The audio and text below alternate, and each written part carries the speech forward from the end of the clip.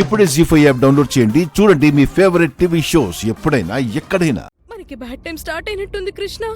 అవును బంగారం. Bad time అంటున్నారేంటి? ఏమైంది మీకు? 2 నిమిషాలు ఆగుతావా నువ్వు? అత్తయ్య, అందరూ తొందరగా బయటికి రండి.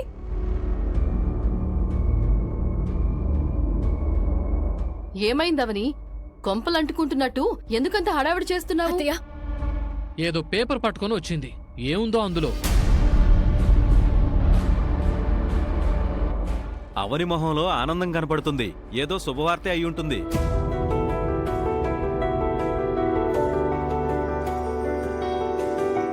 అందరూ టెన్షన్తో చూస్తున్నారు. తొందరగా చెప్పవని.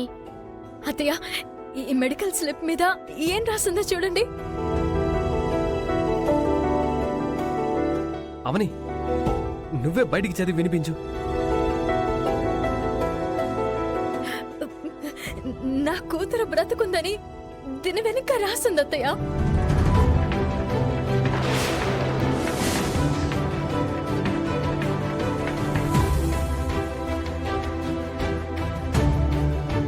ఇది మన ఇంట్లో అక్షయ్కి దొరికింది.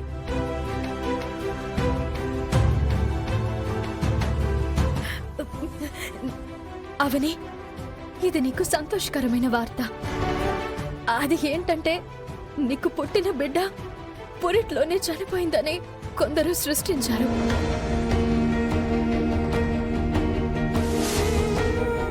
నీ బిడ్డ చనిపోలేదు, బ్రతికే ఉంది.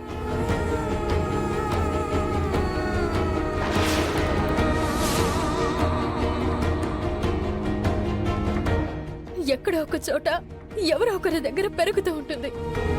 ప్రత్యక్షంగా వచ్చి ఈ నిజాన్ని చెప్పే పరిస్థితుల్లో నేను లేను. నీ బిడ్డ గురించి నేను చెప్పిందంతా ముమ్మాటికి నిజం.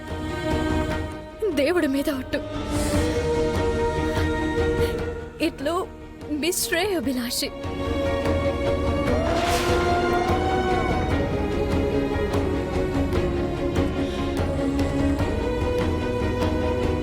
ఇదంతా నిజమావని? అవునత్తయ్య.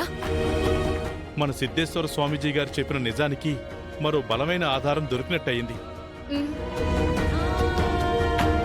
అవునండి, నాకు ఆరోగ్యం బాగోలేనప్పుడు హాస్పిటల్లో మందులు రాసిచ్చిన స్లిప్ ఇది. అంటే ఈ నిజం మన ఇంట్లో ఎప్పటినుంచో ఉందన్నమాట. అవునమ్మా, ఇంతకాలానికి అక్షయ్ వలన బయటపడింది. ఆ అమ్మోరు తల్లి వలన ఇంట్లో అన్ని మంచి శకునాలే జరుగుతున్నాయి. ఇది రాసిన వారికి నా నుంచి నా బిడ్డని దూరం చేయాలని ప్రయత్నించిన వారి గురించి తెలిసే ఉంటుంది. అవునమ్మా, ఖచ్చితంగా తెలిసే ఉంటుంది. ఇలాంటి పిచ్చి రాతల్ని పట్టుకొని ఏదేదో ఊహించుకోకండి. ఇది నమ్మవలసిన అవసరం లేదు. 90 రోజుల్లో కూతురు అందరి ముందుకి తీసుకొస్తా అన్నావు. దాన్ని బలపరచుకోవడానికే ఇదిగే ఇలాంటివి సృష్టిస్తున్నావా అవనే? నాకైతే అదే అనిపిస్తోంది. లేదంటే సడన్ గా ఇలాంటి లెటరు ఇంట్లో ఎందుకు ప్రత్యక్షమవుతుంది?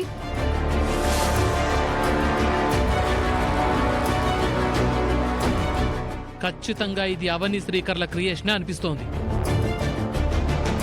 ఇది మీరు నమ్మినా మేమాత్రం నమ్మవమ్మా.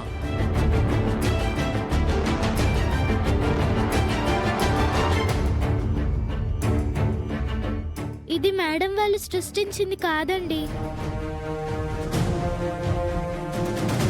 అయితే నువ్వు సృష్టించిందా? దేవుడి మీద వట్టండి.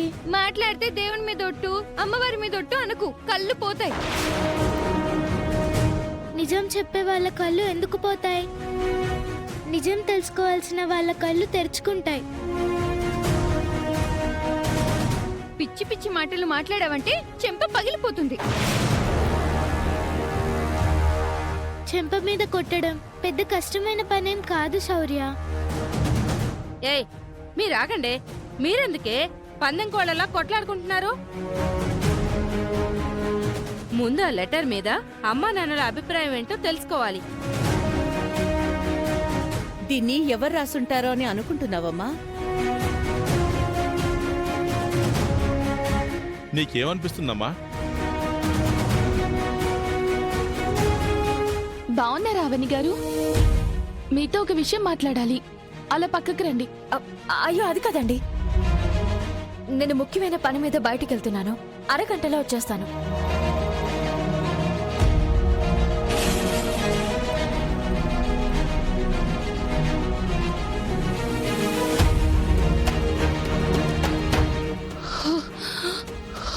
మీరా గారు, మీరా గారు,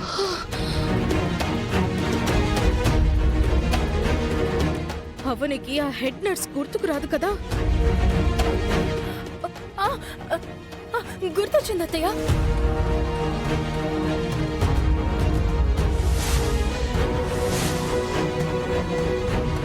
హాస్పిటల్లో మీరా అనే హెడ్ నర్స్ ఉండేది. ఆమె రాసుంటుంది.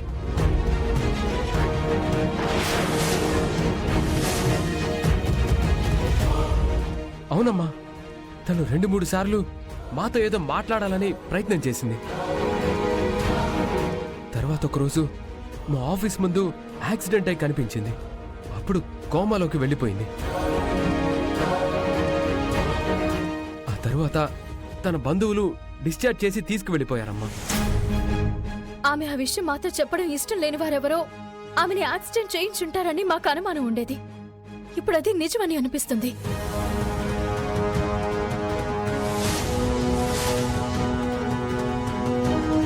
ఆ మీరాని కలిస్తే నిజాలన్నీ బయటపడతాయి కదమ్మా.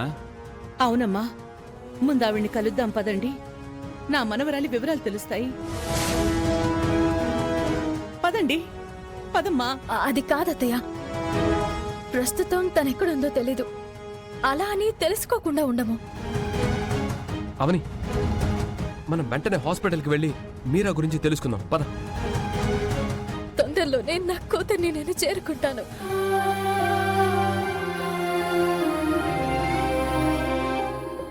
పద బావా. పదవని.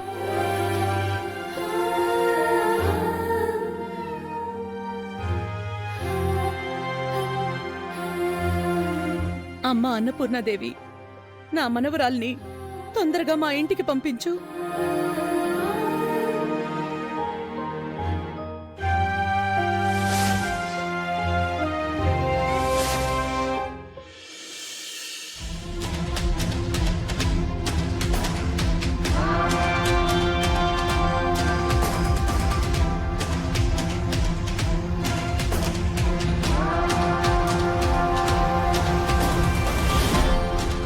చిన్న మెడికల్ స్లిప్ ఎంత పనిచేస్తుందో చూడు. మన ఇద్దరిని నరకానికి పంపించడానికి ఎంట్రీ టికెట్ అది. అయినా అది మెడికల్ ప్రిస్క్రిప్షన్ మీద రాసిన రాతలు కాదు, మన నుదిటి రాతలు. అయినా నేను మొదటి నుంచి హెచ్చరిస్తూనే ఉన్నాను, మన పడవకి చిన్న రంధ్రం పడినప్పుడే వెల్డింగ్ కొట్టేయాలి అని. నువ్వేమన్నా అంతదాకా వచ్చాక చూసుకుందాంలే అన్నావు. ఇప్పుడేమైంది? టైటానిక్ షిప్ మునిగిపోయినట్టు మునిగిపోయింది. జీ5 యాప్ డౌన్లోడ్ చేసి అన్ని ఎపిసోడ్స్ పూర్తి ఉచితంగా చూడండి.